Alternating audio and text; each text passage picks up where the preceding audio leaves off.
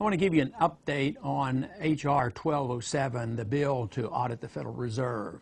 We're making great progress because a lot of you have helped encourage your member of Congress to co-sponsor the bill. We now have about 39 co-sponsors of the bill. It's been introduced in the Senate, and we're picking up a lot of momentum. And to me, this is very, very important that we do this. The atmosphere in the Congress has definitely changed. It's changed with their attitude about the Federal Reserve System, but overall, there's a tremendous push by the American people for the Congress to wake up and have more transparency.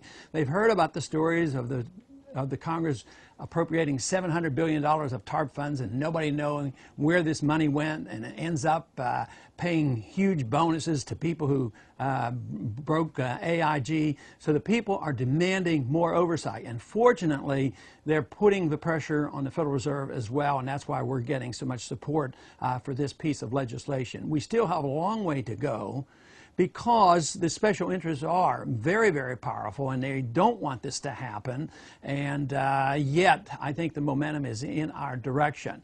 In 1950, the law was changed, and it exempted the Federal Reserve of any auditing procedures, and they've run wild since then.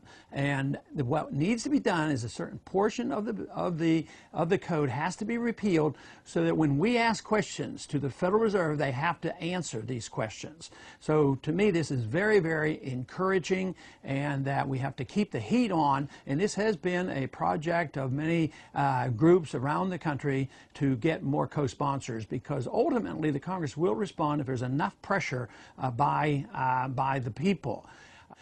This to me is key, because we're literally moving into a crisis period, because although the financial system has fallen and it's hard to be put back together, and that's what they're struggling with, they're putting all the pressure and all the weight is being put on the dollar.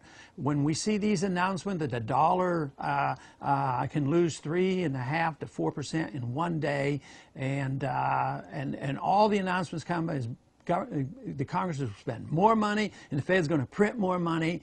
Eventually, as I have been saying so long and so often, it is going to be a dollar crisis. We're getting closer to that. A dollar crisis means a political crisis, and the sooner we find out the basic cause of this, which comes from the Federal Reserve, the better. I have argued, of course, that we don't need the Federal Reserve. It's not part of our Constitution. We should get rid of it, but it doesn't happen that way. But if we can get the audit and get the books open, make them answer the questions, I am convinced that the American people will be so outraged that then we will have reform of the monetary system. We will be forced to live within our means, and we need to do this through a transition period rather than waiting for the crisis to hit. But we're approaching that crisis period, so hopefully we can handle this in a more deliberate fashion. Thank you.